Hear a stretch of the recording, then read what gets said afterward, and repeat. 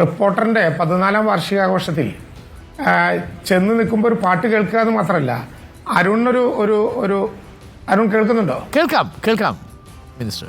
കേൾക്കുന്നുണ്ടോ? കേൾക്കാം മിനിസ്റ്റർ.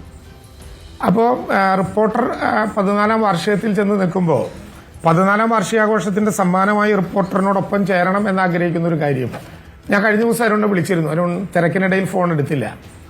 എനിക്ക് തോന്നുന്നു കോട്ടയത്താണ്, ഞാനത് രേഖപ്പെടുത്തി വെച്ചിട്ടുണ്ട്. ഒരു അമ്മയുടെ വീടില്ലാത്തൊരമ്മയുടെ അനുഭവത്തെക്കുറിച്ച് രാവിലത്തെ ഷോയിൽ അരുൺ ശ്രദ്ധയിൽപ്പെടുത്തിയിരുന്നു.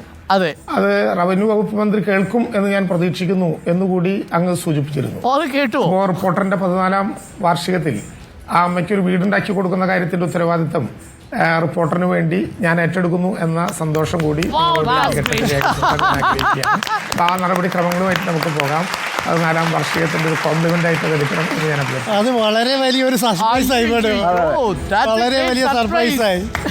അതായത് സർക്കാരിന്റെ ഗിഫ്റ്റ്, സർക്കാരിന്റെ സമ്മാനം, പിറന്നാൾ ഈ ഞങ്ങൾ 12 മണിക്കൂർ പിന്നിട്ട് ഒരു 1.5 മണിക്കൂർ മാത്രം ബാക്കിയുള്ള സമയത്ത് സർക്കാരിന്റെ ഭാഗത്തു നിന്ന് ഒരു ഗിഫ്റ്റ് കിട്ടുക എന്ന് പറയുന്നത് വലിയ കാര്യമാണ് മിനിസ്റ്റർ. വളരെ സന്തോഷം. ഞാൻ മിനിസ്റ്റർ ഇത് കേൾക്കുമെന്ന് കരുതി പറഞ്ഞതാണെന്ന് ചോദിച്ചാൽ ആണ്. പക്ഷേ നേരിട്ടത് കമ്മിറ്റ് ചെയ്യാൻ നമുക്ക് ശേഷിയില്ല. സാധാരണ നമ്മൾ പെട്ടെന്ന് നമ്മൾ കമ്മിറ്റ് ചെയ്യും. പക്ഷേ മിനിസ്റ്ററെ വിളിച്ചിട്ട് കിട്ടുന്നില്ല. ആ സമയത്ത് ഞാനിവിടെ പറഞ്ഞു മിനിസ്റ്റർ ഒന്ന് വിളിക്കാൻ പറ്റും, പക്ഷേ മിനിസ്റ്റർ കിട്ടിയില്ല. പക്ഷേ മിനിസ്റ്റർ കിട്ടാതെ എങ്ങനെയാണ് ഞാൻ പറയും. പക്ഷേ ഞാൻ രണ്ട് കൽപ്പിച്ചങ്ങ് പറഞ്ഞതാണ്. മിനിസ്റ്റർ അത് കേട്ടു എന്നതിൽ സന്തോഷം. Thanks a lot minister.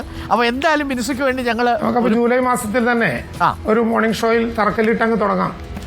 ഗംഭീരം. ഞങ്ങൾ വരും മിനിസ്റ്റർ.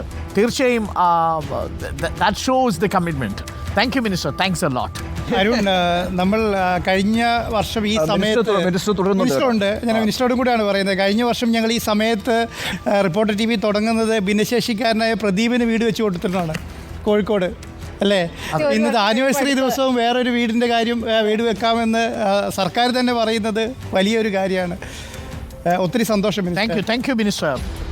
നമ്മൾ ചെറിയ മനുഷ്യരുടെ കാര്യങ്ങളിലാണ് ഇടപെടുന്നത്, പക്ഷേ അവരെ സംബന്ധിച്ച് അതവരുടെ ജീവിത പ്രശ്നമാണ് എന്നതിലാണ് ഞങ്ങൾക്ക് സന്തോഷം. Thank you minister. Thanks a lot.